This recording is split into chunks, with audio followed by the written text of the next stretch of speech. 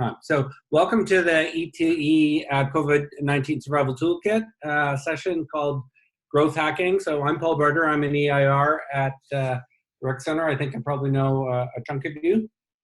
So this speaker experience is basically about targeted tips for entrepreneurs from tech experts and other entrepreneurs. The idea is to share best practices and the like. We're pleased to host this event in partnership with innovation hubs in Ontario, including Hall Tech, Innovation Factory, Innovate Niagara, Innovation Guelph, Tech and WeTech. Speakers are domain experts in general on and entrepreneurs on innovation, etc. Today, we've got two fabulous speakers. One you might have heard from before, Jose Martin from Hubspot, who will be addressing the topic for about 25 minutes or so. And then following Jose, we have a fabulous entrepreneur, Jahanzaib Ansari from Knockri, who's going to share some of the very specific strategies that they use. So we're going to get started now. We've got 30 people on board. We're going to get started with Jose. I should also tell you there'll be lots of time for Q&A at the end. And also, I should tell you that we're recording this. So we'll put it on the website after the fact, and you'll be able to see it later on as well. So Jose, over to you. Excellent. Thank you, Paul. And it's great to be here with all of you. I think I've met a few before in our last session. I think it was about a month ago. Today, we're going to be talking about growth marketing, growth hacking, growth marketing, right? Sometimes some controversy into, growth hacking versus growth marketing. I like to call it growth marketing, but you'll see a lot of similarities between the two strategies. And really excited to hear about Jan's kind of execution with his own startup on some of these elements. So what I'm going to share to you today, and I'm hoping to cover this in about 30 minutes, is I'm first going to introduce the topic and kind of a little bit of a framework. We call the Pirate Metrics, the RRR, AAARRR, and then we're going to go really deep into examples, right? Like today's session is mostly going to be about screenshots and examples of how we view opportunities for improvement of our marketing here at Hubspot with our marketing team and our growth team. And hopefully that will give you some ideas on some of the things you can experiment with as you're trying to optimize growth for your own companies. And that is before Jan comes in and gives us more examples, more specific examples on how he's doing it for his startup. He has great stuff to share. So I'll get started. And first, just a quick reminder, Hubs for Startups, part of this program, and a partner with RIC Centre. I'm not going to go into a lot of the partnership. Just know that if you like HubSpot, check Hubs for Startups. You'll be able to access our tools and our education at much lower prices than usual because of this program we have together with RIC Centre. And so with that in mind, I'm going to go into the agenda right away. So we're going to talk again really quickly about what is growth marketing, what is AAARRR, and then how do we use analytics to execute on these growth marketing concepts. So first of all, what is growth marketing, right? And there's a lot of people usually do this interactively, but because we have limited time and a lot of people, I'm just going to go with my own definition. If you have a definition you're crazy to share, please use the chat and tell us on the chat, what do you think growth marketing is? But I'll give you my definition that I was able to kind of find somewhere. And I found a few different ones. Some diverge very much. This is one that I feel feels closer to what we do here at Hubspot and what I've seen done. It's basically conducting experiments to optimize and improve the results of your marketing. And by results, I mean how your strategies in marketing and how you interact with customers result in more revenue for your company. That's as simple as it is. It's experiments to improve how you generate revenue for your companies. Now, growth marketing is not a crutch for a bad product, right? Like we know today, you need to make sure you create a product that people actually want. Now, way back in the day, maybe 20, 30 years ago, 40 years ago, companies with a lot of money could kind of create a so-so product and compensate with a ton of marketing.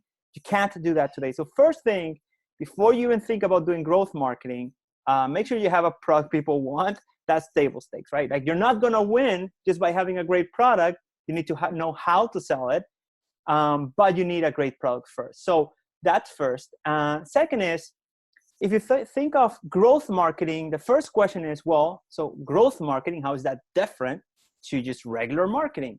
And the way I see it, and it goes back to these pirate metrics we're going to see in a few slides, is the marketing team traditionally really focuses on the first two letters of this acronym, AAARRR, which are the awareness and the acquisition. So generating, like if you think of online marketing, generating traffic to a website, generating traffic to your social pages, and then using that traffic to convert into demand for the team, right? So lead generation, awareness, and acquisition. But what a growth marketing team does is just way beyond that. Like, once you acquire that traffic, once you generate those leads, how do you make sure that you drive them all the way down for them to be generating revenue themselves and actually them becoming the most important lever for growth for your company, right? Like, your customer referrals should be your main lever for growth as you scale customer acquisition. So growth marketing teams take care of that entire funnel of AAARRR. Again, they're responsible for determining areas to test and improve on. They really have this kind of scientific method mentality, right? They think of possibilities, they think of hypotheses, and they design experiments to test those hypotheses for improvement, the way they generate revenue. And so if you compare a growth marketer with just a regular marketer, so a regular marketer, if you interact with them, they're concerned with marketing metrics like conversions, traffic, budgets, campaigns, expenses, etc. Whereas a growth marketer, true north, the only thing they think about is growth. How can we accelerate growth, revenue growth for the company? They're not really thinking about budgets or expenses of conversions. The main driver is growth. And even in large companies like Hubspot, where you could feel like after 15 years, most of the stuff is optimized, we still have people obsessing by, is the conversion rate of this form as much as it could be? Because a change of just 1% could be, 50 new customers. So that obsession with improving growth is the true mark of a true growth marketer. So where do you start? What is the framework to execute on growth marketing? And so basically you have this, what we call parrot metrics. And it's, as I showed before, it's awareness, acquisition, activation, retention, referral, and revenue. What I've seen is those 3 R's, depending on your industry and your company, you may see in a different order. Like, the first few are pretty obvious. Awareness first, then you acquire, then you activate. But some companies think different between, should retention come after revenue, generating revenue, or should revenue be after you are making sure that people are retained? And it may have to do whether you have a freemium model where you're more concerned with having people use your platform and then convert them into paid customers. So those have an R sequence that are different to what we see here. But the 6 letters are really important. So these are kind of the buckets in which you kind of go deep and think of experiments. And so what I'm hoping to do in the next, hopefully 20 minutes to stay on track, is to look at some of the experiments you may be seeing, or some of the data you might want to look at as you're thinking of these opportunities for improvement for your company. And by the way, I'm going to go relatively fast over the slides. Feel free to just pay attention. Don't feel like you need to take notes. I'm going to share these slides with the team at RIC Centre. They're going to share the slides with you with all my comments in them. So don't feel like you have to write down anything. You'll have the slides. So if you can just kind of pay attention and be active listening as we go through them, because I'm going to go fast. So how do we do this? And some examples of how I've seen this done at Hubspot. And the data is not Hubspot data, but the concepts are what I see. So first off is awareness, right? So the first part is, how do we make sure people know we exist? And you can call this branding. I'm not a particular fan of the word branding. I'm more a particular fan of, generating traffic, generating awareness about the existence of our company or our startup. So how do we do that? And more importantly, how do we optimize for that? So the first thing is we need to kind of measure, if we're thinking of online marketing, right? We need to measure where our traffic is coming from and how much traffic we have. You'd be surprised. I ask sometimes the startups, what's your monthly traffic to your website? And some don't even know what it is. Now, most will know, but maybe most will not know where that traffic is coming from. And not only that, they don't know how to improve the traffic. And notice how I'm calling this improving traffic, not increasing traffic. There are very easy ways to increase traffic. You can hack, and this is why I don't like the way hack. You can hack your way of doubling traffic to your website. That doesn't mean that's going to result in more revenue. You need to make sure that you're improving traffic. And what I mean by that is you're bringing more of the type of customers you want to work with to your website. So improving is not only increasing the amount of people who come in, it's increasing the quality of the people who come in. And by quality, I mean, do they match the person you're trying to sell to, right? If I'm selling cars and I am selling to sailors, then that doesn't make a lot of sense. So again, improving traffic. And so one of the basic ways of doing this is you first need to know where the traffic is coming from. The second is you got to get a sense of how the traffic is behaving, right? If they get to your website and they bounce rapidly, that's probably not a good source of traffic, or the way you're bringing them is not right. They're coming in with a false expectation. So if you see this table, those 18 visits you got this month from paid search, they were led somewhere that they weren't supposed to be getting to because most of them bounced. So as you start thinking of these experiments, for example, I would say something like, hey, what are we doing with paid social, where almost everyone who comes in becomes a lead for our company. So the conversion is really great. So we're bringing the right type of people with the paid social. We're not doing the same with our paid search. So what can we improve there? Now, if we think of direct traffic, we're bringing a ton of people, but very few of them, 0.37 of them, are leaving us their information. Are we bringing the right type of traffic, or are we doing enough with them so that they leave their information? So again, you look at this data and you start making these assumptions and experiments of how can we improve these numbers. And you can grow as granular as you can, right? Like if you think of traffic and sources as a generic thing, you can go per page, right? You can see this page in specific, how much traffic is coming from each channel, and are people exiting or not exiting? So people in this example, people who come into this Wistia video, a lot of them are not exiting here, so they're going somewhere else. So there's something being done right here, apparently. So what can we learn from what we're doing to implement in some of the other pages that we have on our website? Now, that's bringing traffic maybe organically. What about paid traffic, ads? How many things we can improve when we're investing our dollars in bringing traffic with a paid ad, be it social, be it Google, be it something else. And so again, many things. A lot of people look at impressions. What about if you looked only at deals, at the conversion rates? What about if you look at it per account? Like, are you getting better deals? Are you bringing larger deals when you invest on ads on LinkedIn versus on Twitter? Are you having higher conversion rates on certain networks versus certain other networks? Are these conversion rates changing with time? Like, do you have higher conversion rates in the summer or lower conversion rates in the summer? All these things are variables that you're thinking about, and you're thinking, can I do an experiment to confirm whether this is a factor that increases or decreases my effectiveness running these strategies? So that's with awareness. Now, with acquisition, and by acquisition, I take the lens of inbound marketing, where we're talking about converting leads, traffic into leads. And so when I think of converting traffic into leads, I think of conversion paths. So people land on your website.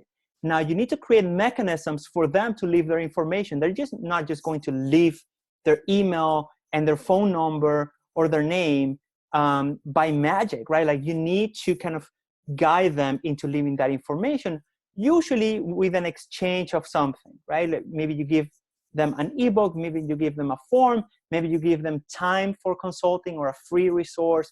You give them something in exchange for that information. Now, 3 years ago, the conversion path was this page CTA landing page form, and that is still very relevant today. And we're going to look at how a growth marketer looks at that entire conversion path to improve, revenue growth. But we're also going to talk about real quick about this new way of converting on a website, which is chat. Right? It's what I've seen recently is great companies are really leveraging chat and something named conversational marketing to improve their conversion metrics. Now, questions I get all the time are, well, if we're experimenting, right? When do I know if I should have a CTA with a landing page and a form versus a chat? And you have to experiment, right? Like at Hubspot, if you're in our product page, you're most likely towards the end of your buyer's journey. So we're probably going to show you a chat. And what we've noticed is if we put our chat on those pages specifically, our conversion rates are higher. Not only that, we've noticed that if we use bots instead of live chat, our conversion rate with bots are double those of live chats. Now, that is very specific to HubSpot and our specific target customer. But these are the types of experiments that you're running as a growth marketer. Should I have a live chat? Should I have a bot? Should I have a CTA that gets you to a landing page of a form? Or should our main means of conversion be a chat pane? All these are experiments that you should be running. Now, if we go a little bit deeper in the conversion path of page, CTA, landing page, and form, you should have a mentality of measuring everything, a mentality of every single aspect of what I do has an effect on how many customers I get. So if you think about a page, again, give people something to do. They landing on your website. Do you have a CTA? I'm surprised by the amount of homepages I see out there without a CTA, a clear central CTA for something, with something to do for people. And hopefully Jan has some examples on how they're doing conversion on the homepage, because this is a basic thing that you should be doing, right? Chat and a CTA. Again, an example of HubSpot, and you see all these CTAs there, right? They learn more, watch the video if you're more of a visual type of person, go to my account if you're a customer, get HubSpot free if you already know the software and you just want to activate a free account, or chat with our chat bot. So you can see here, actually six if you count sales, contact sales, 6 CTAs for someone landing on your homepage. And this is when we were launching our CMS about 2 months ago. So again, give people something to do when they land on your website. Now, as you give them stuff to do, start measuring if they're doing it, right? So the first thing you want to measure in this conversion path are CTAs, right? Which of these CTAs are working better than the others? So in this example, you can have this table with measuring all your CTAs and how they're working. And what you can see here is, well, that by Apple's Cook click rate is the highest we have, but we're only using it in 8 pages. Whereas the customer view report CTA is showing in 3,761 locations, and it only has almost a third of the effectiveness of the Buy from Apple CTA. So does that mean that I need to be changing the CTA or using more of that Buy Apple's Cook CTA on more of my on my web pages? And as you keep thinking, even if you take Buy Apple's Cook at 2.87%, could that be better? If I personalized it more, if I connected my CTA with my CRM, my database, and I could know, well, if I can identify you as a customer, my CTA is going to show you something different than if you're a new visitor to my website. So you have this learn more versus view my reports. Having that personalized smart CTA set up, could that improve the effectiveness of that CTA? So not only comparing CTAs versus CTAs, but can I do more with this CTA that I already have? So again, these are experiments, ideas of things you can start experimenting with. Like, can you change the look? Even if I change the color, would that have an effect? Now, some people might think, no. I, as an engineer, always thought that makes no sense. Marketers, in this case, they know more than engineers. color actually affects click-through ratio on some CTAs, depending on your type of customer, depending on where they're located. So changing the look and feel of your CTA can also impact that click-through rate.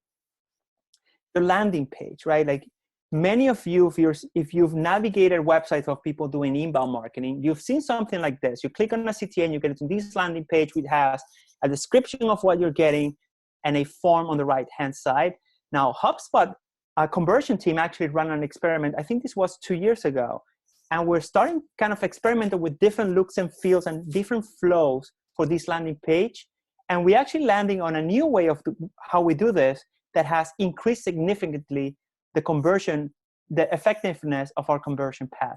So if you look at our landing page now at Hubspot, 5 years ago, it looked like this. Today, it looks like this, clean, right? It's a CTA, very clean. If you want to keep reading, you keep reading. There's more information.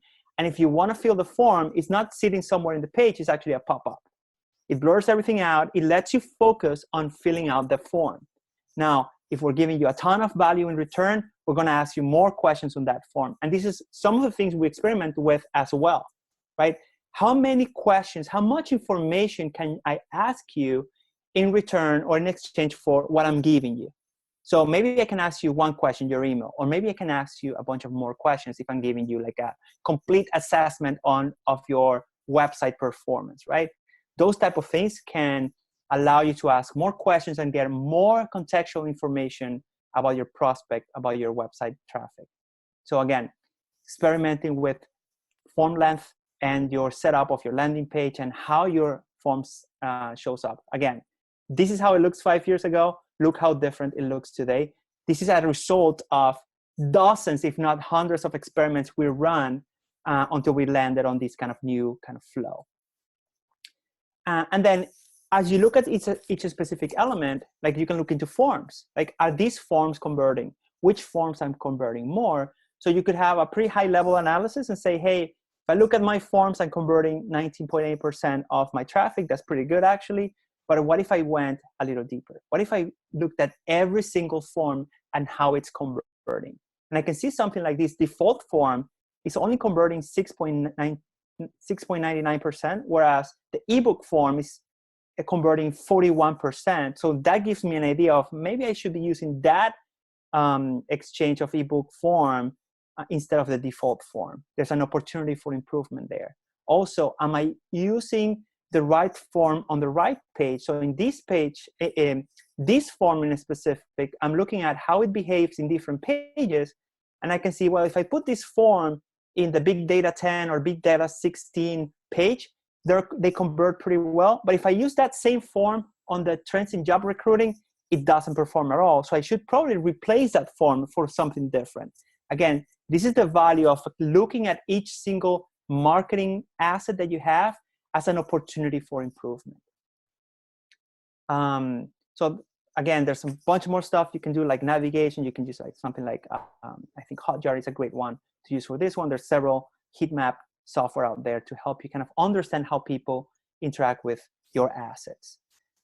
Now, once you got someone to go to your website and you're optimizing for that, you're optimizing for people leaving you their information, we call conversion, right? Or we call acquisition. Now, how do we activate? Now, if you have like a freemium model where you're getting people to download a piece of software or an app, activation looks very different. For HubSpot, activation is, and for many B2B companies, activation is, if I get a lead, that doesn't mean that it's ready for my sales team to start calling and calling and calling until they pick up the phone. Activation can also sometimes have the name of nurturing. And we do this a lot with email marketing. Now, again, if we're looking at email as another source or another tool for us to affect and increase revenue growth, how can we look at emails in a way that allows us to optimize? So again, you can look at it high level and you can say, hey, I've sent 5,000 emails this month and I've created this amount of contacts and this is my delivery rate. That's pretty high level. That's, in my opinion, not good enough, right? Like you can go deeper. Like you can look at each specific email campaign and see how they behave. Which ones have the higher open rate? Which ones have the higher click rate? Which ones have the higher open rate and click rate, those are the best ones. Those are the green dots there. So how did I execute on those differently to the ones that are marked with a red dot?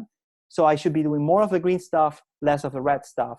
What can I learn when I go into that email, open it up and see, okay, why did this one behave so much better than this other one? Why did more people open this one? Is it the subject line that needs a change? Or are people not clicking because of the way I place the CTAs in my email, right? So you can look at your CTAs in your email. How are people kind of clicking? If people click on your CTAs, do they only look at that donate $45 green, very obvious CTA? How many of them actually click on that this charity initiative? And why don't they click more there? Is that what I want to happen? So again, really, really go deep into how your emails are behaving as a way of optimizing for activation. Now, if you're thinking of a freemium model, when you're going from a free user to a paid user, how effective are you doing that, right? So at Hubspot, for example, we know that to get someone from a free user to a paid user, we need them to be super excited about using the free tools first. So what we define is, what are some of the things that we know that if you start doing on the free version are going to allow you to see the value of Hubspot and eventually get you excited about getting the paid tools that we have to offer, right? So again, we have CTAs within the tool that guide you into executing on these very early stage actions, which are indicators of you then becoming a paid user, right?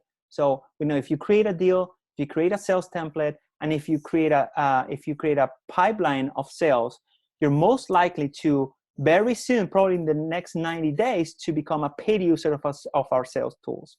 So we kind of incentivize those actions, and that's what I mean by growth hacking activation. Now, I think I'm good on time, but I'm going to go a little bit quicker on the next few ones. And really the one that is very important to me to highlight today is retention. So we've gone through awareness, acquisition, and activation examples. What does retention look like? And one really important thing that you need to be aware of as you're looking to accelerate revenue growth is that, especially if you're early stage, those 3 A's are going to take most of your attention, right? And most of your budget. But the reality is the silent killer of growth is actually retention, especially if you have a recurring revenue type of model like a SaaS or a upsell, cross-sell type of model where you get a lot of the value from your customers as time goes by, not on that first single transaction. And what I've seen a lot of startups fail to do is define what the leading metrics for retention are.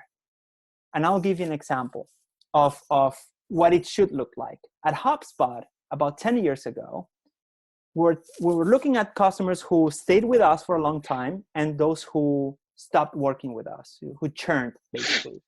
And we started mapping out and creating hypotheses as to what are some of the things that the people who stay with us the longest do in the first 60 days as a customer.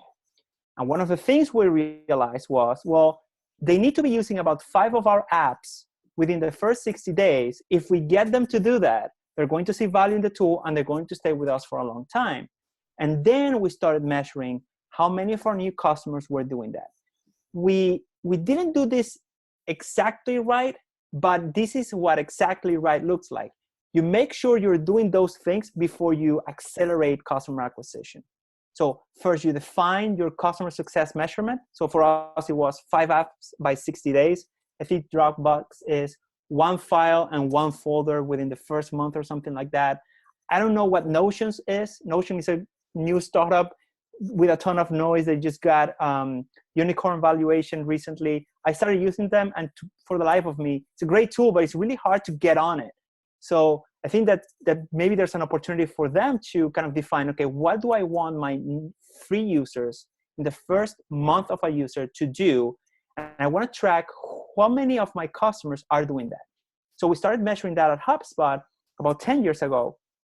And if you look at the cohort of new customers in January, only about 27% of them were doing the 5 apps by 60 days. But we kept working at it. And by November, about 73% of our customers were using 5 apps by 60 days. This was a sign that we have clear product market fit. And now we know we're ready to scale customer acquisition, that's when you start deciding, now I'm going to start hiring a lot of salespeople. So you need to first define what these things are, and then start kind of executing, if it's in-app, or if it's with your customer success team, but making sure that your customers are doing the leading actions that lead to long-term retention. And so you incentivize these things, and you try to ask for feedback as much as you can, right? So you try to help as much as you can, getting people to do the things that you know will allow them to see value in your product or service. Get feedback on how you're helping. Are you helping the right way? Are you not being helpful enough? Give resources for people to get help, like a chat or a help button where people can email you or give you a call and ask for help. Making sure you're getting your first few customers to see value quickly is the main way to scale and accelerate growth, right? So measure everything. Now, once you're doing all this, and I'm going to go through this real quick, is you need to kind of understand which of your assets are generating the most revenue. And this is not easy, right? If we're talking about sources of traffic, CTAs, emails, sometimes you have content like blog pages. If you have a customer, usually it's not linear. It's not like they see one of your marketing assets and they buy, and you say, oh, so they bought $100 to that email they opened. It actually, in reality, what it looks like is most of your prospects will interact with several of your marketing and sales assets before they buy. And so deciding how to assign and attribute revenue to each of these assets is going to get you far ahead of your competition if you get to understand those, because then you get to do more of those things. So this is where revenue attribution comes in. I'm not going to spend a lot of time on this. If you want to learn more about it, just Google revenue attribution and you'll find a bunch of stuff. Google revenue attribution Hubspot, and there's a lot of blog articles talking about right ways of doing this, wrong way of doing this, and how to kind of start implementing in your company. Right.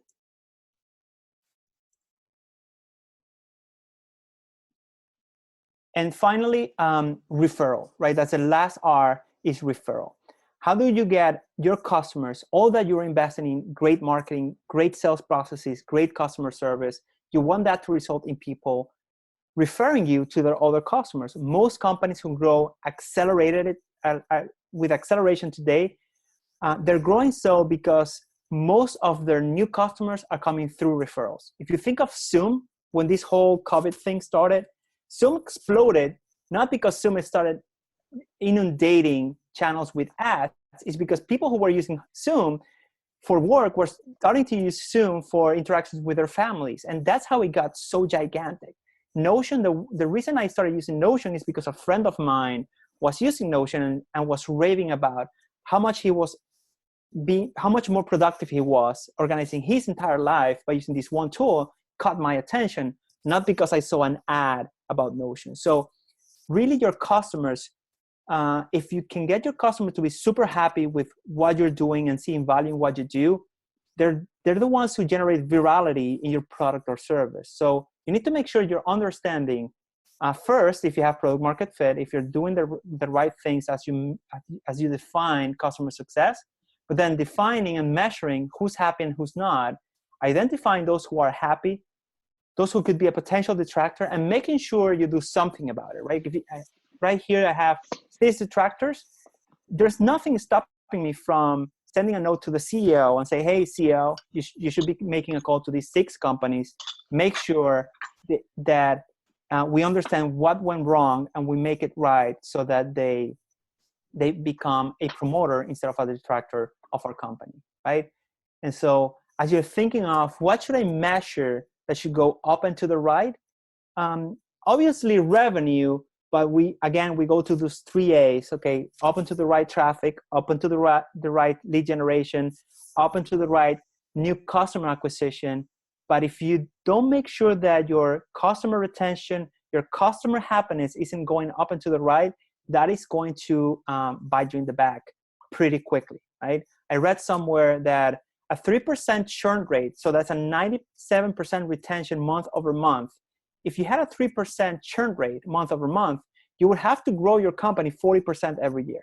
That is crazy, right? That's how much of a problem is to not have great retention. So again, on the R metrics, on the pirate metrics, make sure you're paying enough attention to customer happiness so that you get those referrals and you get that growth. So that's all I had for today. So key takeaways for growth, for these teams, growth is a North Star.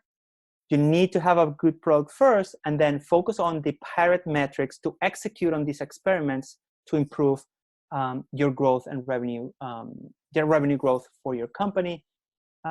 Having a mentality of the scientific methods with hypotheses, tests, and results, and making sure that you're prioritizing the generation and consumption of data to generate these experiments. It's going to get you a long way. And with that in mind, I know I ran a lot through it, but we did it. Hopefully this was helpful. I'm here to help. Jan is coming next with great examples, but I just want to make sure that if you want to connect with me, make sure you do so on LinkedIn. I'm always happy to help.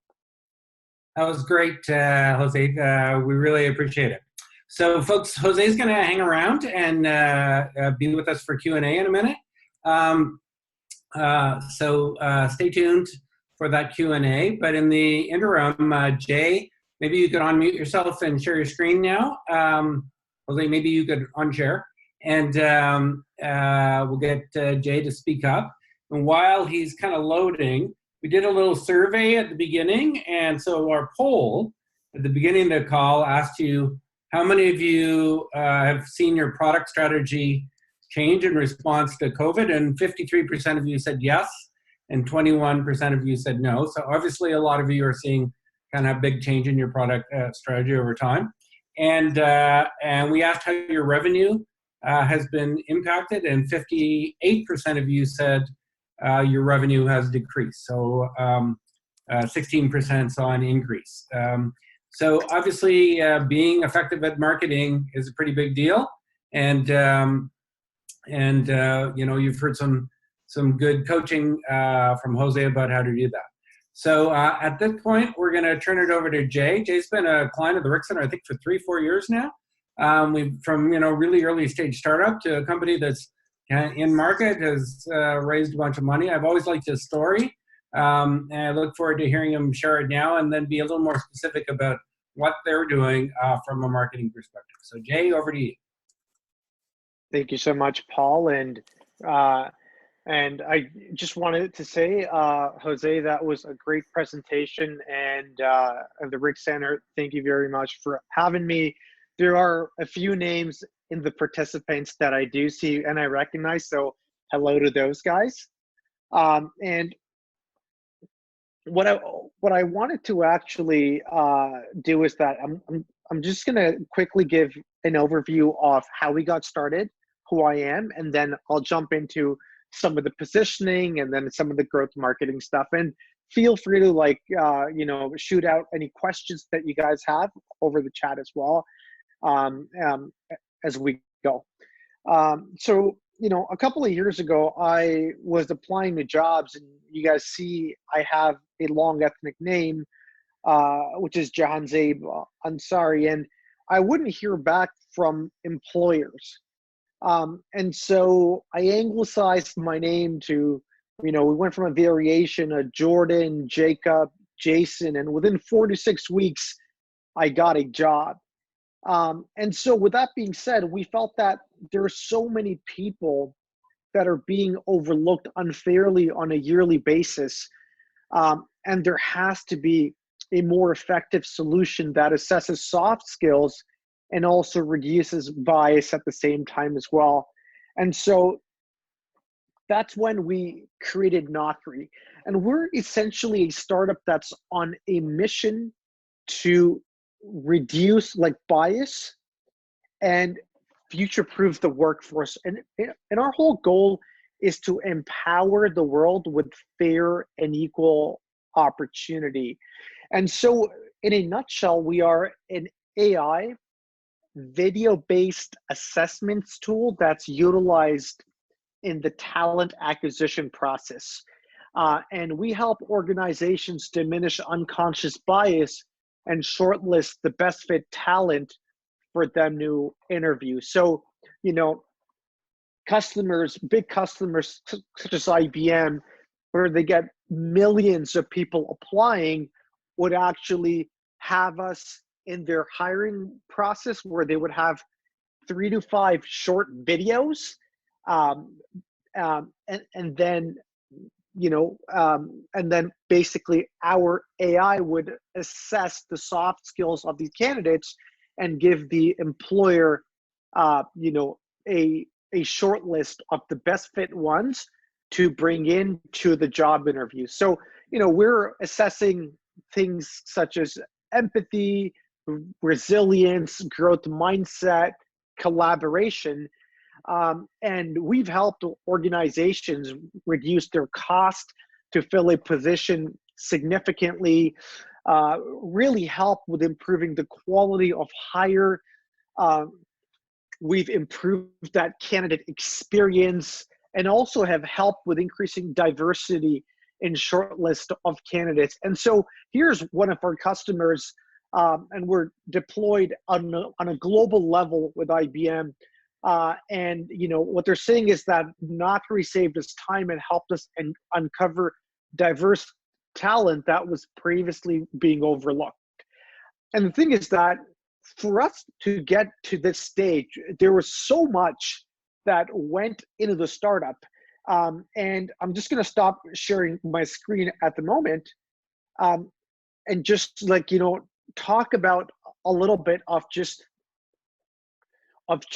growth marketing and just positioning and outbound marketing. We really had to experiment with what message was resonating with the buyer, first of all, like, right? So that is extremely important. And as Jose was saying, is that you have to build, if you are earlier stage, you have to build a product that the customer really needs. And then you're going to go ahead and start to automate some of that lead gen, right? And get their feedback as well. And so initially we went to so many hiring managers, like, turned us down, but the ones that really understood the product and we started to understand our, like, messaging are the ones that we got the feedback from and built out Knockri. And then, funny enough, you know, we started to use Hubspot. And it's so funny because I did not know, you know, coming into this conversation initially, about having, like, somebody from the CRM that we're currently using, which is crazy. But Hubspot for Knockri has been in, and, you know, it's been a huge help, because what happens is, guys, when you're an early stage startup, there are so many hats that you're trying to wear. There's marketing, there's sales, there's PR, there's just, you know, you're trying to figure so many things out. And so you need to be able to track things and really centralize things. And that is what Hubspot really helped us with. So if I share my screen over here, let's take a look at this email, right? So as an example, if I am speaking to a customer, what I do now is that I log and I track all of the conversations. So from a CRM perspective, it really allows me to know where that lead is, or where that conversation is in the funnel. And then it lets me see if the person has opened the email, if they have not opened the email, because based on that, I know if my message is actually resonating, like, well, or is it not resonating. So I can, like, learn from this A/B testing and seeing what copy is working, what messaging is working, so I can refine my outbound targeted strategy. And then as you start to, like, bring in more customers in the funnel, what what you can also do is that any of the documents that you send them, you can track these as well, right? So like if you take a look at this, you know, HubSpot actually has a place where you can upload the documents. And so like, you know, over here, I'm sending this email to this company, you know, and my contact is Paul. And if you take a look at this over here, I'm sending them 2 different documents. One of them is a talent acquisition flow that is, you know, closer to Knockri. And I have uploaded this document on HubSpot. So when they click on that and they open it, you know, they actually view it within HubSpot, and it tells me as a salesperson, you know, how many times have they clicked on it? Have they passed it around? Like what's really going on with this document, right? So it really provides me with a lot of insight. The other, like, one thing is that we create our landing pages of customers on HubSpot as well. And so when I send this over to a customer, I'm going to show you guys like this one over here. As you guys see, this is because we've embedded the tracking feature in this page. We know if the page has been opened, where, like, you know, they have been like clicking in terms of seeing it on the heat map, how Jose showed us. And then we have a lot of call to action. So, you know, schedule a meeting. And then they like scroll down again, schedule the next meeting. And just really being able to have these like call to actions and moving these deals along the funnel at times very automatically, and not having to continuously follow up. And in the end of this, we've actually embedded, I'm going to show this to you guys. We have actually embedded the HubSpot calendar. So once the customer is ready, they can actually just go down over here, choose a time, put their name in, an email address, and this actually schedules the demo for us. So it really helps us streamline the process. And so it just makes our life a lot easier, because like prior to this, it was just a lot of manual going back and forth. And the other one thing that, you know, we were able to really do is look at the market and just change your positioning. I mean, it's pretty much the same tool, but you know, because in our case at the moment, the human to human interaction is very limited, and organizations, some of them still need to hire. So you can, you know, just change up like some of the copy and take a look at what's resonating like with a customer, right? So in this case, sorry about that. In this case, what we've done is that instead of, you know, use video assessments, we've done hire remotely, safer and better. So it's just you keeping up like with the time and the messaging, and really trying to experiment with what is resonating with the customer. And once you have that feedback loop, and then you can start to automate things a lot more. Yeah, and that's about it, guys. Thank you so much for the time. And you know what? I'm going to be here with Paul and Jose, and I'm happy to answer and take any questions. That was fabulous, Jay. We really appreciate it. So what we try to do in these events is we try to you know, give you kind of an overview of a topic, in the case kind of generic view of kind of growth, and then give you a specific answer of somebody who has solved that problem or is working on that problem every day. So I think you heard a few things similarly between the two presentations. the one word that you heard over and over and over again was experiment. And so it's about, experiment and using data to drive value. And there's a famous story about kind of the launch of the internet era when some of you remember the name Marissa Mayer, when she was back at Google launching the original Google search engine.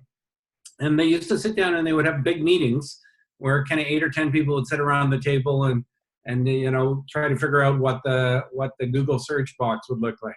And Marissa kind of came in as a data scientist on day one and sat in some of those meetings, and they narrowed it down to kind of a couple of options. And she said to them, okay, put one of those up on the East Coast of the US and one of those up on the West Coast, and we're going to see where we get the most clicks.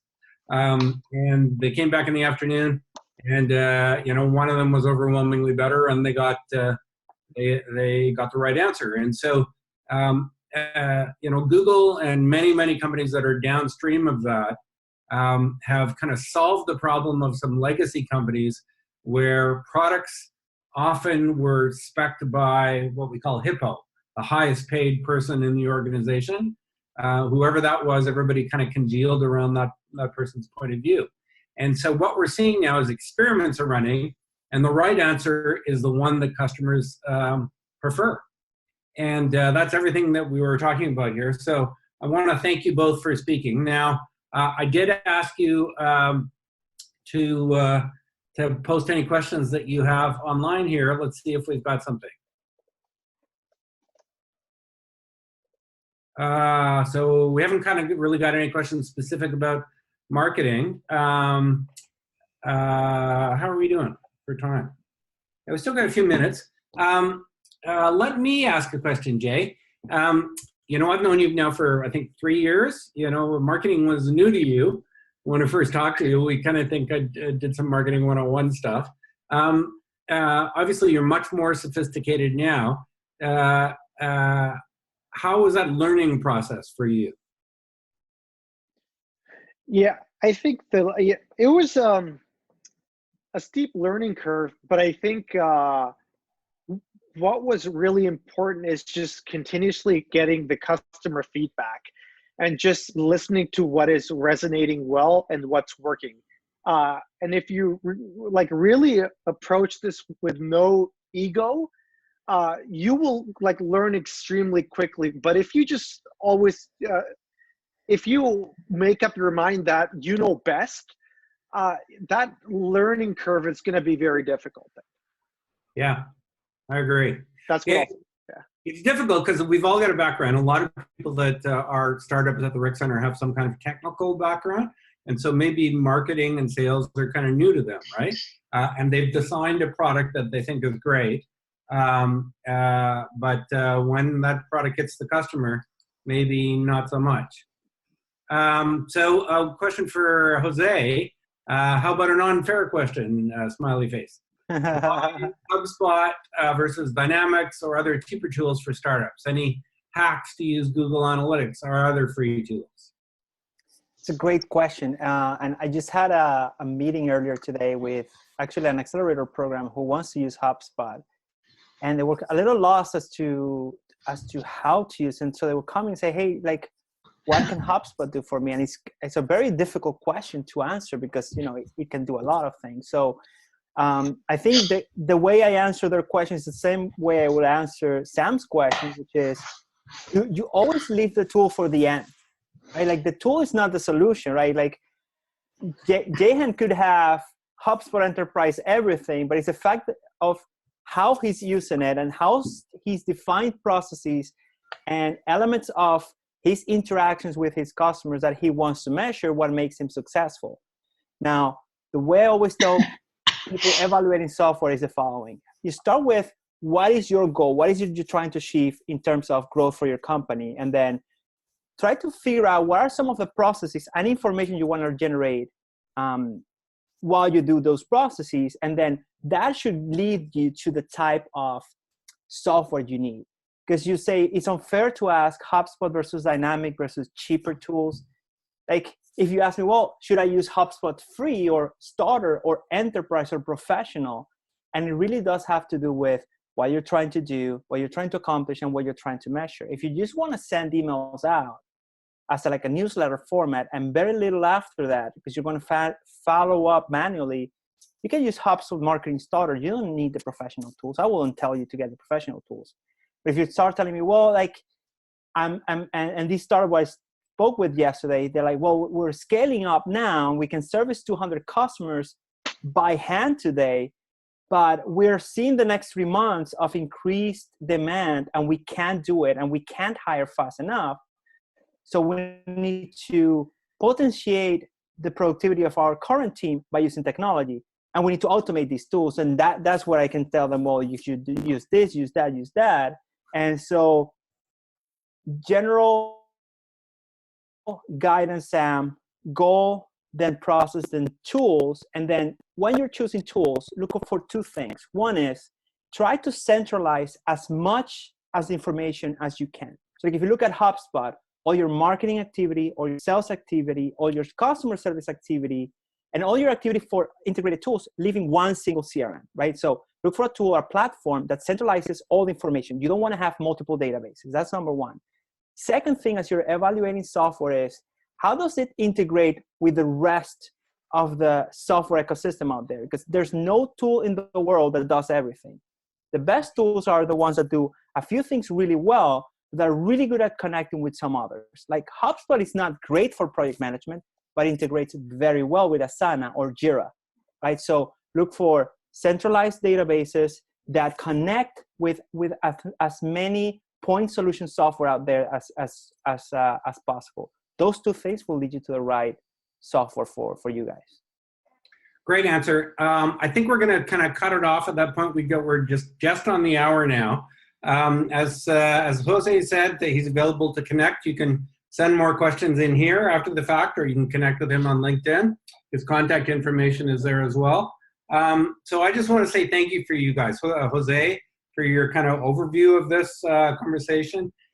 Jay, it's been great to see you, follow your career as you went from somebody that was coding a platform and taking the garbage out and doing everything else all at the same time, to seeing you raise funds and do as well as you're doing today while solving a real problem in the market. So especially given everything that we're hearing these days about some of the challenges.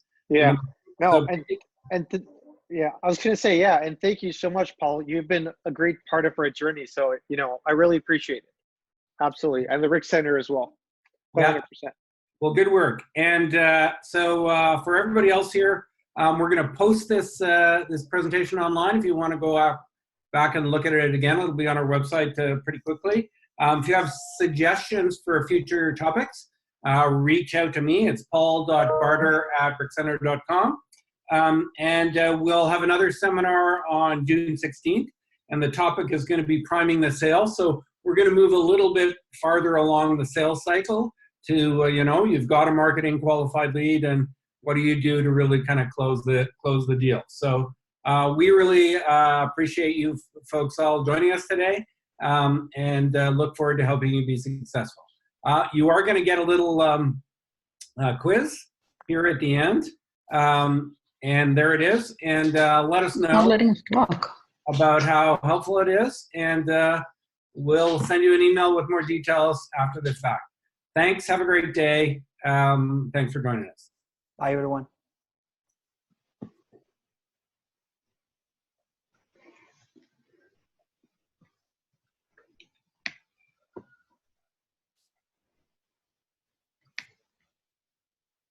No, I wanted to talk to that Jahanzaib. He just didn't let me talk.